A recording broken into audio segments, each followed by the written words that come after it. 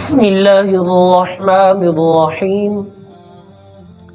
حضرت سیدنا ابو ہریرہ رضی اللہ تعالی عنہ سے روایت ہے، حضور علیہ الصلوۃ والسلام نے فرمایا کہ ولیمے کا کھانا سب کھانوں سے برا ہے۔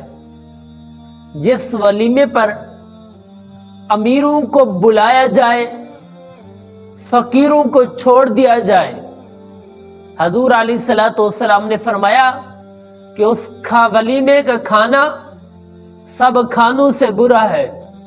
حضور علیہ الصلوۃ والسلام نے فرمایا کہ جس شخص کو ولیمے پر دعوت دی جائے، وہ شخص ولیمے پر نہ آئے، اس شخص نے اللہ اور اس کے رسول کی نافرمانی کی۔